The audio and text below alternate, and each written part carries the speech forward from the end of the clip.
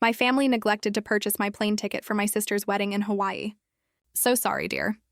We failed to book your seat and a hotel room for you, and now everything is full. I was the sole family member excluded. I just replied that these things happen. Then I vanished for an entire year, and imagine finding out you've been completely excluded from your own sister's wedding. Not just forgotten, but deliberately overlooked by the very people who were supposed to love you most. That painful betrayal? It actually saved my life, but not before I made sure everyone understood exactly who they'd tried to forget. I was just sitting there, sipping lukewarm coffee in my Denver apartment, trying to make sense of quarterly reports for my boring supply chain analyst job. Then my phone rang. It was my mom. "Samantha, honey," she started, in that voice she used when she was about to drop a bombshell but wanted you to think it was just a little oopsie. "We need to talk about Jessica's wedding." My stomach clenched. I'd already requested the time off. The wedding was in 3 weeks, right? A long, agonizing pause stretched between us. My heart hammered against my ribs. Then she dropped it. "Your father and I were handling all the travel arrangements," she explained, "and somehow, we just forgot to book your plane ticket and hotel room. Everything's completely booked, honey. Peak season in Maui, you know." My eyes locked onto a Christmas photo on my office wall, all of us smiling, Jessica's arm around me. "Sisters, we were supposed to be close." "You forgot?" I whispered, the words barely escaping my lips. "Oh, these things happen, sweetheart," she chirped. "We've been so busy." Jessica's devastated, of course, but she understands. "We'll take lots of photos for you." Photos, as if that was enough. In that moment, 27 years of being the forgettable one flashed before my eyes. The reliable, quiet middle child, always overshadowed by Jessica, the golden daughter, the successful architect, or Danny, the charming entrepreneur everyone adored. I was just Samantha, easy to overlook. "That happens," I said, my voice eerily flat. My mom sounded so relieved. "Oh, I'm so glad you understand. Jessica was worried you'd be upset. You know how sensitive she is." She promised photos again. After she hung up, I just sat there. For an hour. A cold, hard knot of something, hurt, anger, settled in my chest. Then I opened my laptop. I wasn't looking for flights to Hawaii. I was looking for something else entirely. The very next day, I marched into my supervisor, Patricia's office. "I'd like to request a leave of absence," I told her. She blinked. "A year?" she asked, her eyebrows practically disappearing into her hairline. "Samantha, are you all right?" "That's highly unusual." "Everything's fine," I lied smoothly. "I just have some personal projects I want to pursue. 6 years here, I think it's time to figure out my next steps." She studied me. This woman who knew me as the quiet, reliable analyst, the one who always stayed late, never complained, fixed problems without drama. "You know, you've got plenty of vacation time saved up," she said eventually. "And honestly, Samantha, you deserve it. You've been carrying this department for years. Take your sabbatical. Your position will be here when you get back." I thanked her, and for the first time in months, I felt a genuine lightness I hadn't realized I'd been missing. That evening, I did something I hadn't done in years. I sent a message to the family group chat. "Hey everyone," I typed, "not going to make the wedding, but I hope it's beautiful. Taking some time for myself. Going to be offline for a while. Love you all." Jessica's reply popped up instantly. "Wait, what? Where are you going?" I didn't answer. I just turned off my phone. That week was a blur. I sold almost everything I owned, put my car in storage, and rented out my apartment. My entire life now fit into 2 suitcases and a backpack. My phone wouldn't stop ringing, buzzing with frantic voicemails and texts. Jessica's messages grew increasingly desperate. "Sam, this is weird. Where are you going? Are you okay? Please call me back." Even Danny chimed in. "Dude, what's going on? Mom's freaking out." I ignored them all. Every single one. The day before Jessica's big Maui wedding, I boarded a plane. Not to Hawaii. I was going to Tokyo. I'd always dreamed of seeing Japan, and I'd been quietly saving for years. What my family didn't know was just how much I'd saved. Frugal living and smart investments had given me a secret nest egg, enough for a seriously extended journey. As that plane lifted off, I felt it for the first time in forever. Pure, exhilarating freedom. 3 weeks I spent in Japan, immersing myself. Hostels, street food, ancient temples. I practiced my terrible Japanese with locals who just smiled and corrected me. In Kyoto, I took a calligraphy class. In Osaka, I learned to make soba noodles from an elderly woman who reminded me so much of my grandmother. My real grandmother. The one who always remembered my birthday, who'd left me a small private inheritance when she passed. No one in my family knew about that money. With the inheritance came a letter. Samantha, she'd written, you have always been the one who thinks before acting, who plans quietly while others make noise. Use this wisely. Make yourself proud. I'd invested every penny and watched it grow. Now I was using it exactly as Grandma had intended. From Tokyo, I floated through Seoul, then Bangkok. No photos, no updates, no contact. I was a ghost, a nameless traveler with a backpack and a journal. In Chiang Mai, I found a 6-week digital marketing course. I'd always been good with data, but here I discovered a real knack for online business strategy. Every couple of weeks, I'd turn on my phone at an internet cafe, just long enough to see the chaos I'd left behind. My family was losing their minds. Jessica's wedding had happened, a stunning white sand sunset affair, all beauty and smiles, at least according to the one time I logged onto social media from a borrowed tablet. No one in the photos seemed to miss me at all. But my inbox? It was screaming a different story. 47 emails from Mom, 32 from Jessica, over 20 from Danny. Even my dad, who hated email, had sent 3. Subject lines ranged from, "Where are you?" to "Please call us," to "This is not funny anymore," to "We are worried sick." I scrolled past them all. I didn't read a single one, not yet. In Vietnam, something clicked. I met Helen, an Australian woman who'd been traveling for 15 years, building an export business from her laptop. The thing about disappearing, she told me over coffee in Hanoi, is you find out who you actually are when nobody is watching. What did you find out? I asked. She just grinned. That I'm much more interesting than my family ever gave me credit for. We became fast friends. She taught me everything: international trade, cross-border supply chains, how to spot quality. My old pharmaceutical distribution background? It translated perfectly. We started collaborating on a small project, helping ceramic artists in Hue reach European markets. It was meant to be a learning experience, but it became more. By month 4, I'd facilitated 3 successful shipments and earned my first independent commission. It wasn't much, barely enough for a week's expenses, but it was mine. Money I earned through my own initiative, not by showing up dutifully to a job where I was appreciated but never truly celebrated. Helen looked at my numbers and let out a low whistle. You have a gift for this. Ever think about doing it full-time? Maybe, I said, a new spark igniting inside me. I drifted through Southeast Asia like a ghost, from Cambodia to Laos and back to Thailand. I learned to haggle in bustling markets, to identify exquisite craftsmanship, to navigate the intricate dance of cross-cultural business. I devoured online courses in international trade law and logistics, collaborated with other digital nomads. Slowly, painstakingly, I built something real. By month 6, I had my own small consulting operation, connecting artisans with international distributors. My old supply chain skills? They were invaluable for optimizing shipping and negotiating rates. I was good at this. Really, truly good. The money started flowing more steadily, not a fortune, but enough to keep me traveling and saving again. But the biggest gain? I was learning, growing, becoming someone I never could have been back home, where I was just reliable Samantha, the one who never made waves. My phone stayed off, except for those quick bi-weekly dives into the internet cafes. The messages from my family had morphed. The initial anger had softened into concern, then curdled into guilt. Mom, sweetheart, we know we hurt you. Please just let us know you're alive. Jessica's pleas came next. I'm so sorry about the wedding. I should have checked the arrangements myself. Please, Sam, talk to me. Danny's texts were grim. Everyone is really worried. Dad hasn't been sleeping. Just send a sign. Then, in month 7 in Bali, I found an email that stopped me cold. From my dad. He'd somehow figured out how to attach a video. I almost skipped it, but curiosity won. The video showed him in his study, looking so much older, so tired. Samantha, he began, awkwardly staring at the camera. I don't know if you'll see this, but I need to say it anyway. What we did was wrong. Your mother and I, we got so caught up in making Jessica's day perfect that we forgot about you.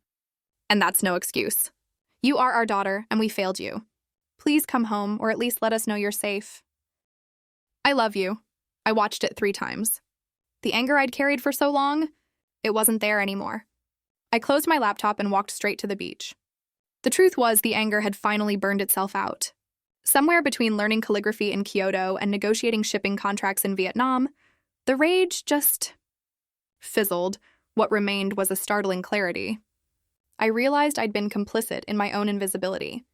I'd been so desperate to be reliable, easy, the one who never caused problems, that I'd practically invited them to forget I was even there. But I wasn't ready to go back. Not yet. By month 8, I was in Barcelona. My consulting business was booming, a steady stream of clients from Asia needing help with European and American markets. I could now speak passable Spanish, decent Thai, and serviceable Vietnamese. I had built a life that was entirely, unequivocally mine. Then a message landed in my inbox that changed everything. It was on LinkedIn, of all places, from a woman named Victoria, a senior buyer for Apex Pharmaceutical Distribution in Chicago. "Samantha," it began, "I was given your name by a mutual contact who said you've been doing impressive work in international supply chain consultation. We're struggling with our Asian suppliers. Would you be interested in discussing a consulting contract? Your background at your previous company suggests you'd be perfect." My heart thumped. My previous company. Apex was a competitor, smaller but hungrier. I stared at the message. Then I replied, "I would be interested in learning more. I'm currently based in Europe, but available for video consultations. What timeline are you working with?" Her response was almost immediate. "How does tomorrow work?" 2 p.m. Central Time. The video call connected me from a bustling co-working space in Barcelona to Victoria. She was sharp, mid-50s, steel gray hair, absolutely no nonsense. "Let's be direct," she said, cutting right to the chase. "We're bleeding money on our Asian supply chain. Delayed shipments, quality issues, paying too much for freight. I heard you cut shipping costs by 30% for 3 clients in 6 months. How?"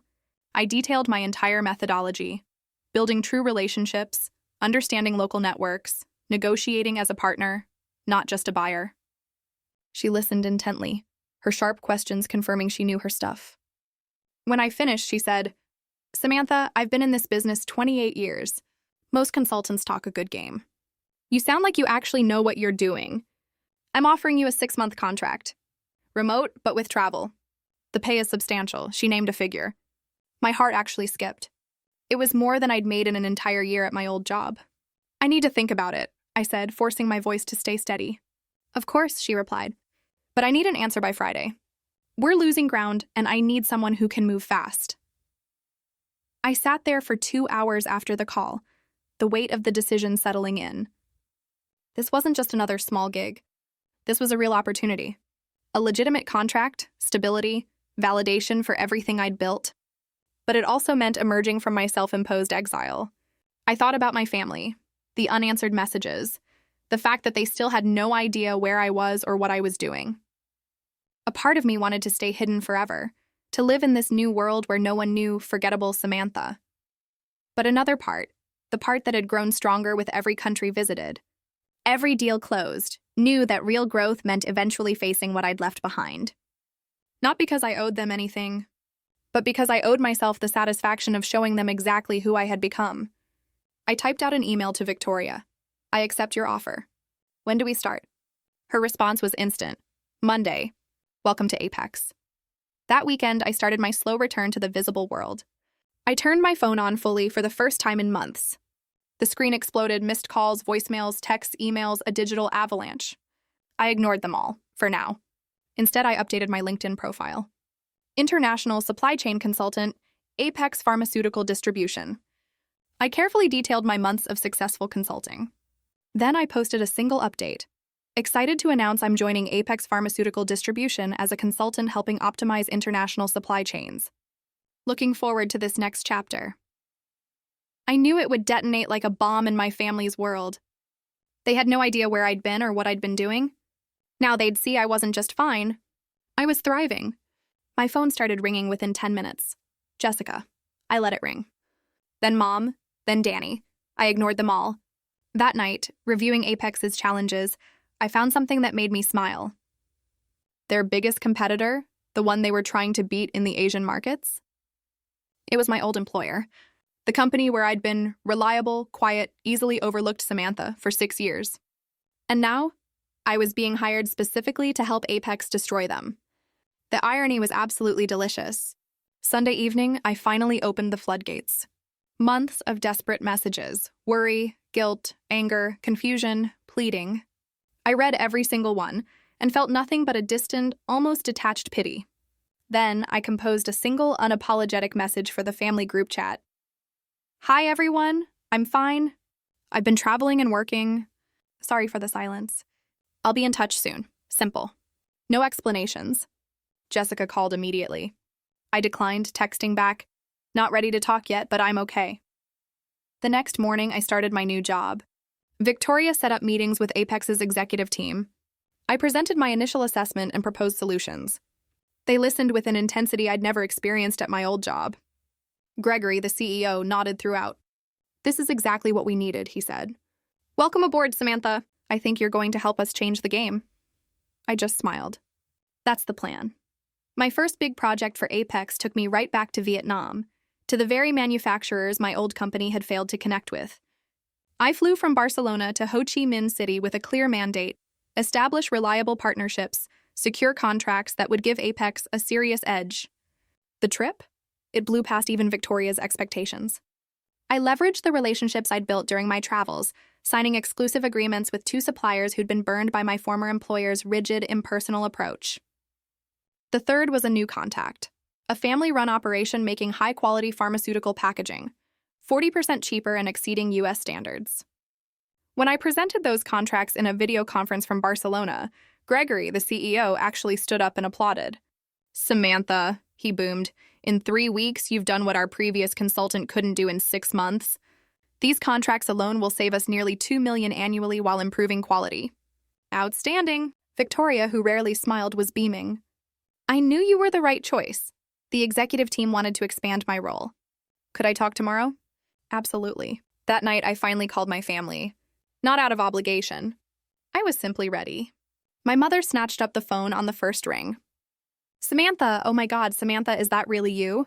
Where are you? What have you been doing? We've been so worried, you can't imagine. I'm in Barcelona, Mom, I said, my voice calm, almost detached. I've been traveling and working. I'm a consultant now. International supply chain management. Silence. Stunned silence. You've been in Europe for how long? And Asia before that? About 9 months total. Her voice ratcheted up an octave. 9 months? And you didn't think to tell us where you were? You didn't think to tell me I wasn't invited to Jessica's wedding until 3 weeks before? I countered pleasantly. I figured we were even. Another silence. Longer. More uncomfortable. Samantha, that's not fair. We apologized. It was a terrible mistake. It wasn't a mistake, Mom. Mistakes are accidental. You had a list of people and my name wasn't on it. That was a choice. Your sister has been devastated. Has she? I asked. Because when I looked at the wedding photos, everyone seemed pretty happy. No one looked like they were missing anything. We need to talk about this as a family, she declared, her voice slipping into that familiar tone of maternal authority. When are you coming home? I'm not sure yet. My work is here right now. What work? You had a perfectly good job in Denver. I quit that job.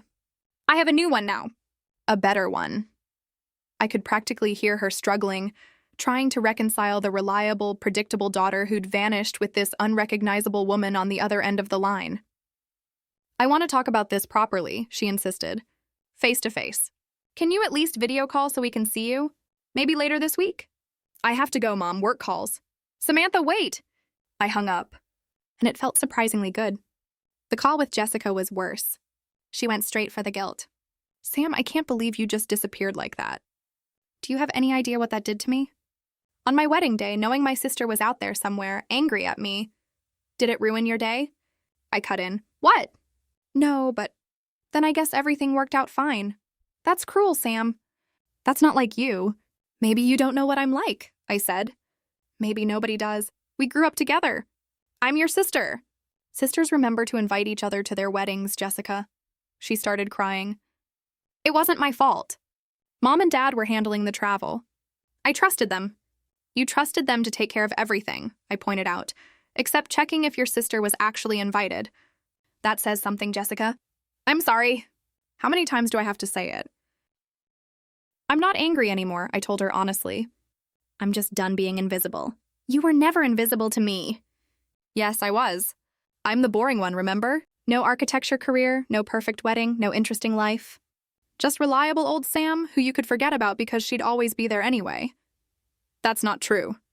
Then tell me, Jessica, I pressed. When was the last time you asked me about my life? About what I wanted? What I was doing? What mattered to me? The silence was deafening. She couldn't answer. Because she couldn't remember. Because it had never happened. I have to go, I said. Congratulations on your marriage. I hope you're very happy. I hung up before she could respond. Danny tried anger. What the hell, Sam? You just vanished for 9 months. Do you know how crazy that made everyone? Dad thought you might be dead. I sent a message saying I was fine. 1 message in 9 months? That's insane! Is it? I shot back. Or is it about as much attention as I usually get from this family? Oh, come on. You're not going to play the victim card here. You're the one who ghosted everyone. After being ghosted first, I countered. Seems fair. You're being childish. Maybe, or maybe I'm finally standing up for myself. Did you ever think of that? Standing up for yourself by running away to Europe, Barcelona specifically? I didn't run away, I left. There's a difference. Whatever. When are you coming back? I don't know. Why does everyone keep asking me that? Because you live here. You have a family here. I have a job in Barcelona and clients in Asia. This is where my life is now. Danny made an exasperated sound. You can't just decide to live in Spain, Sam. That's not how life works. Actually, it's exactly how life works, Danny. When you're an adult with money and skills, you go where you want. You do what you want. You stop waiting for permission from people who barely notice you exist. That's not fair. Fair? I scoffed. You want to talk about fair? Let me ask you something, Danny. When was my birthday? Silence. He didn't know. Of course I know. What day, Danny? More silence. It was 3 months ago. Not one of you remembered? Not Mom, not Dad, not Jessica, and definitely not you.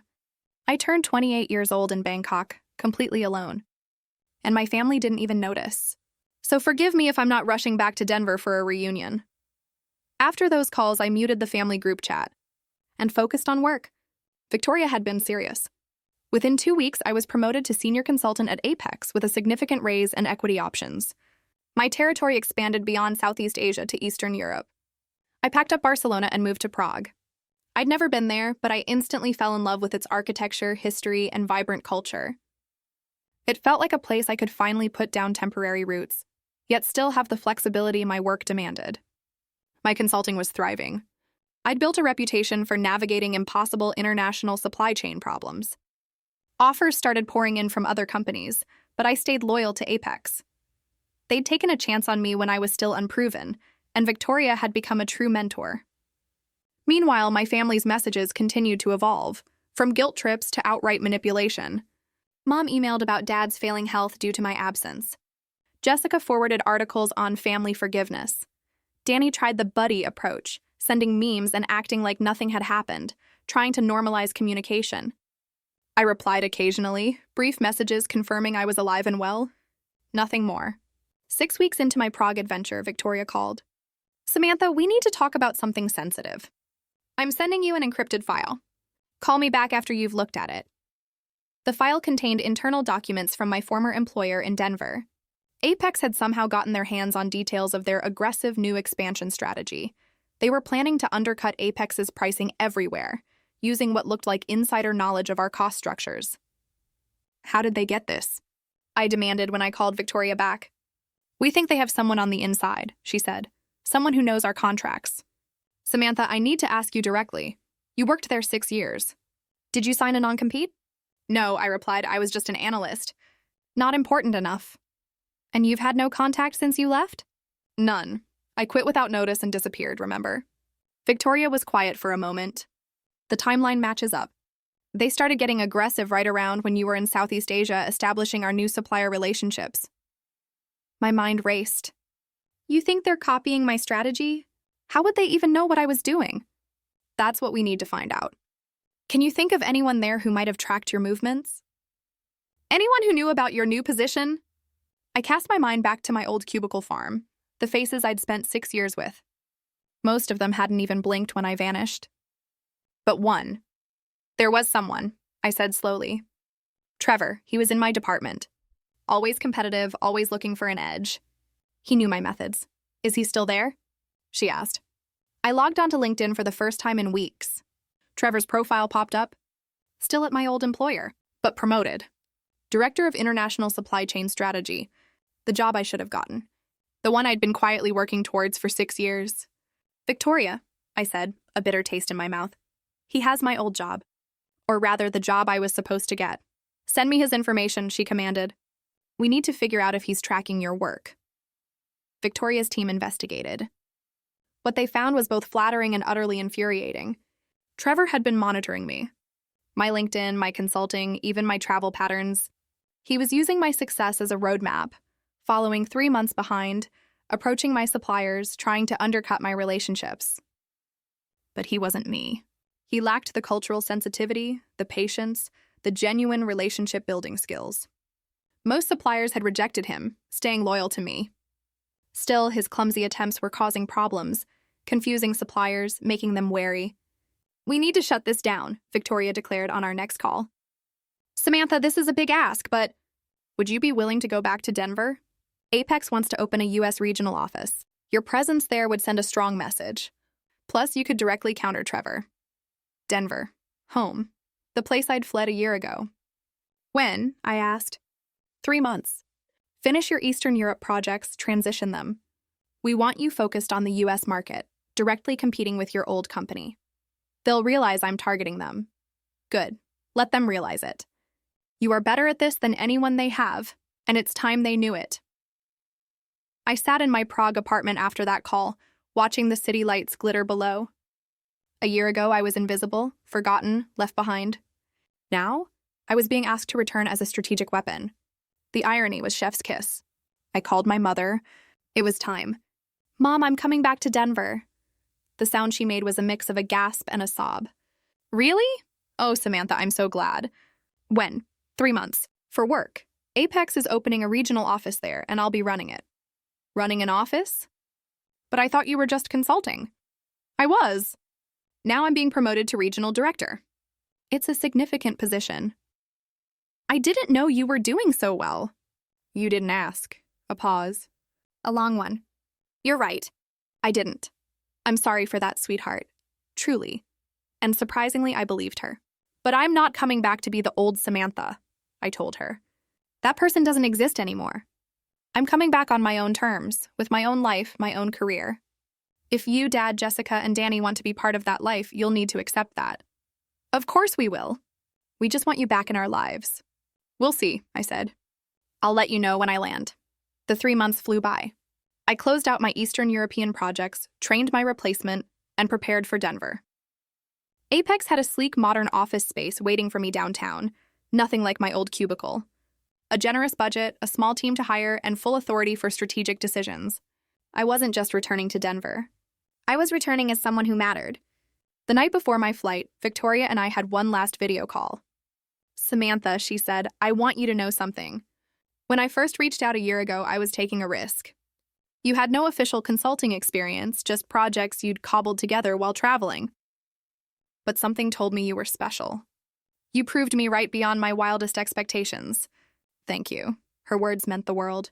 This new position, she continued, it's not just about competing with your old employer.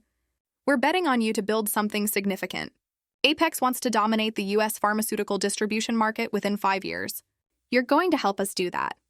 No pressure then, I said with a wry smile. She laughed. You thrive under pressure. That's why we hired you. One more thing, your old employer knows you're coming. Word has gotten out. Expect them to react. Let them react, I replied, feeling a fierce calm. I'm ready. I landed in Denver on a crisp October afternoon, exactly a year and a month after I'd vanished. The city looked the same. But I was entirely different. I checked into my temporary Apex-paid housing, spent the evening unpacking, preparing for day one. My family, they could wait. The Apex regional office was on the 14th floor, floor-to-ceiling windows boasting mountain views. My office, my name on the door, Samantha, regional director. I just stood there for a moment, letting it sink in. A year ago, I was a forgotten analyst in a cubicle. Now I had an office with my name on it and a team to build. My first hire was crucial. Someone who knew the local market but was unattached. After 2 weeks of interviews, I found her, Patricia.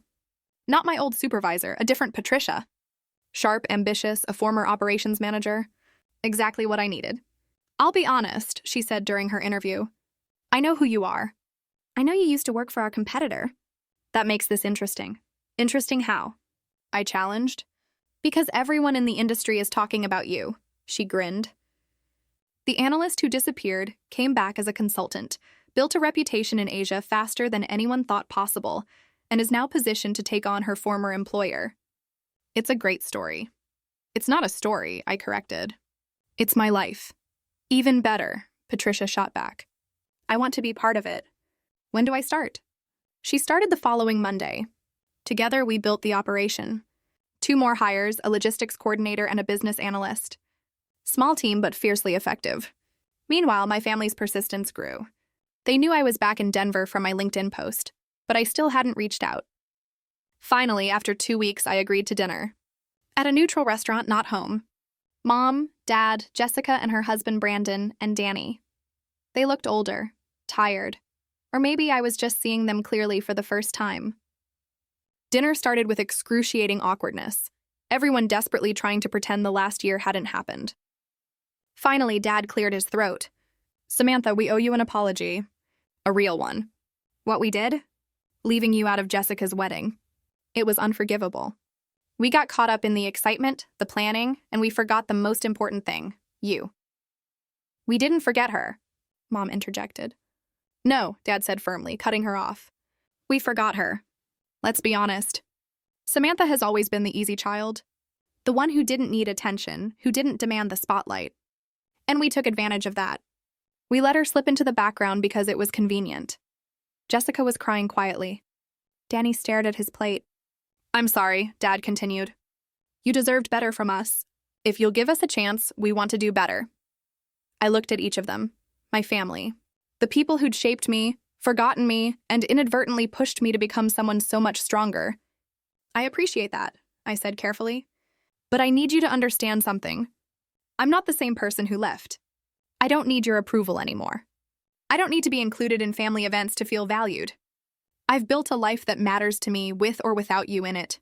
We understand," Mom said quickly, almost too quickly. "We just want to be in your life, whatever that looks like. Then you need to accept that my life is here in Denver, but also in Prague and Bangkok and wherever my work takes me," I told them. "You need to accept that I am successful, independent. You need to stop treating me like reliable, boring Samantha who exists to make everyone else comfortable." "We never thought you were boring," Jessica wailed, her voice thick with tears. I looked at my sister, the one I had once idolized. "Yes, you did. You all did. But that's okay. It taught me something important." "What?" Danny asked, finally looking up. "That being forgotten can be the greatest gift. It forced me to find out who I was without you. And I like who I found." Dinner ended with tentative plans. I promised occasional Sunday dinners. They promised to actually remember my birthday next year. Small steps. Towards something that might one day resemble a healthy relationship. But I wasn't holding my breath. The real test came 2 weeks later. Trevor reached out. A LinkedIn message, "Heard you were back. We should grab coffee. Would love to hear about your travels." I stared at it. He'd been following my work, copying my strategies, trying to ride my coattails, all while I was practically invisible when we worked side by side. "Sure," I replied. "Tuesday at 10. He suggested a place near my old office. I countered, "How about the one near my new office?" He agreed. It was time to remind everyone exactly who taught them their best moves. Trevor looked exactly as I remembered, confident, polished, the kind of guy I always noticed.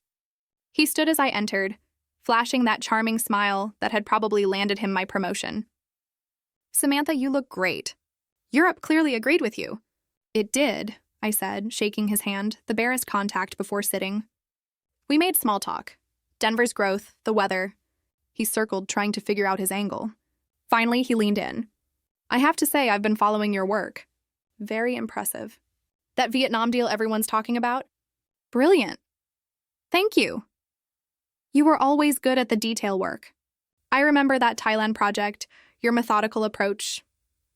I smiled, a faint, dangerous smile. I remember that project. You presented my analysis to the executives and took credit for it. He had the grace to look uncomfortable. That's just how things worked back then, you know. Team effort. Of course, I sipped my coffee.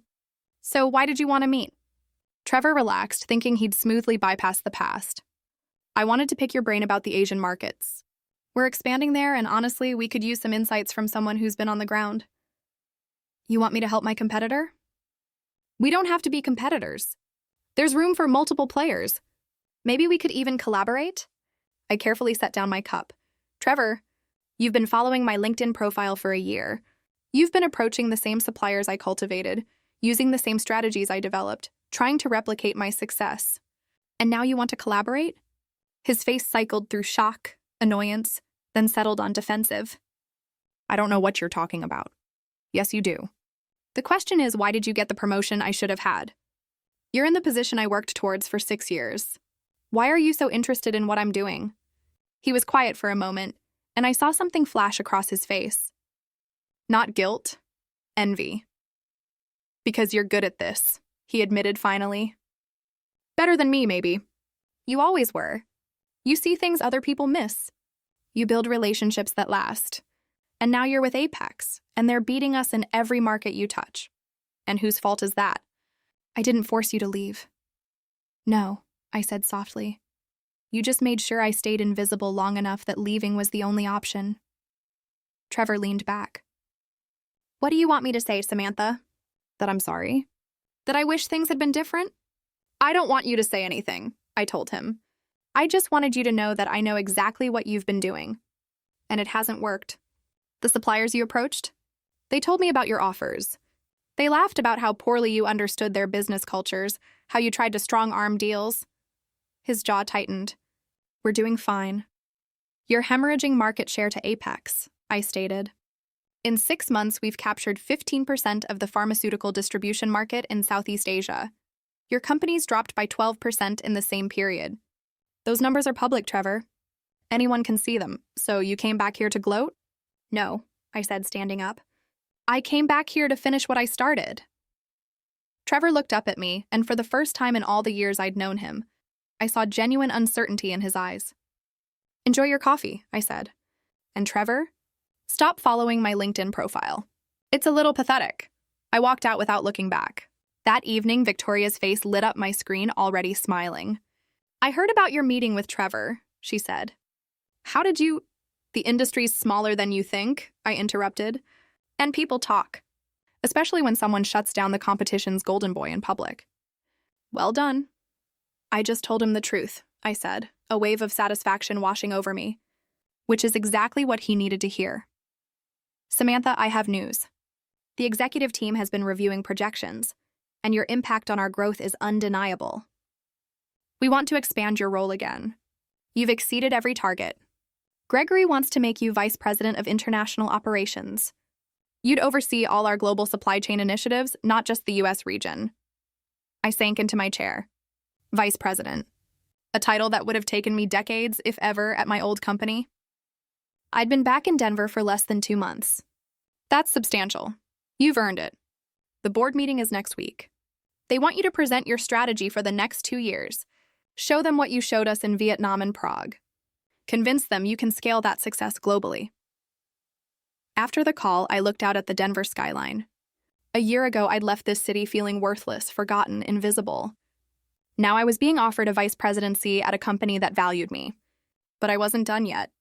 The presentation was 9 a.m. sharp at Apex's Chicago headquarters. I flew in the night before, rehearsed one last time in my hotel room. Gregory met me at 8:30. Nervous? Focused? He asked. Focused, I replied, a surge of adrenaline pushing back the nerves. Good answer. The board is tough but fair. Show them what you've shown us, you'll be fine. The boardroom was intimidating. A massive table, leather chairs, 7 board members plus Gregory and Victoria. Their expressions ranged from curious to skeptical. I was young for a VP. I'd been with the company less than a year. I understood their doubts. I started with Vietnam, detailing how I'd found the opportunities, built relationships, and secured contracts now saving millions. Then Prague and the new Eastern European markets. This is impressive work, one board member conceded. But it's one thing to succeed on projects. Can you scale this across all international operations? I advanced to my next slide. A global map, target markets, potential partners, projected growth rates. Yes, I said simply. Here's how. For the next 30 minutes, I laid out my strategy, identifying underserved markets, building local partnerships instead of imposing corporate mandates, respecting cultures while maintaining quality, creating a global network of local experts. The key, I emphasized, is realizing international supply chain management isn't about central control. It's about building trust in each region and connecting those relationships. My competitors, including my former employer, fail because they force a one-size-fits-all approach. We will succeed because we adapt. Another board member leaned forward. You keep referring to your former employer. Are you proposing we specifically target them? I'm proposing we operate so effectively that they become irrelevant, I stated. If that involves directly competing for their market share, yes, that's aggressive. That's business. Gregory was beaming. Victoria looked utterly satisfied. I saw the shift. I had them. The board chair, an elegant woman named Diane, spoke. Miss Samantha, you left your previous employer a year ago. You spent that year traveling, building skills, establishing relationships. Can you tell us why you chose Apex when you could have gone anywhere? I thought about it.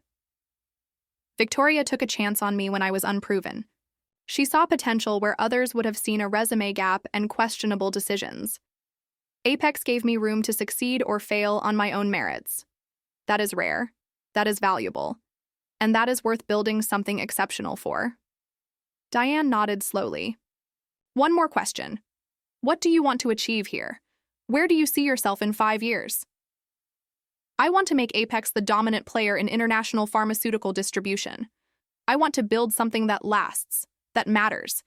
And in 5 years, I want to look back and know that I turned potential into reality. Thank you. We will deliberate and let you know our decision. I walked out of that boardroom and waited in Gregory's office. Victoria joined me, a small, knowing smile on her face. That was one of the best presentations I have ever seen, she whispered. You have nothing to worry about. 20 tense minutes later, Gregory returned, a huge grin splitting his face. Congratulations, Madame Vice President, you start immediately. The announcement went company-wide that afternoon. My LinkedIn profile updated automatically. Within hours, messages flooded in. Congratulations from old colleagues, connection requests from competitors, and one very interesting message from the CEO of my old company.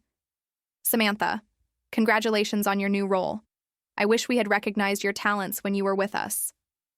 If you are ever interested in discussing opportunities, my door is open. I didn't respond. There was nothing to say. They'd had their chance. Over the next 3 months, I built my team, implemented my strategy.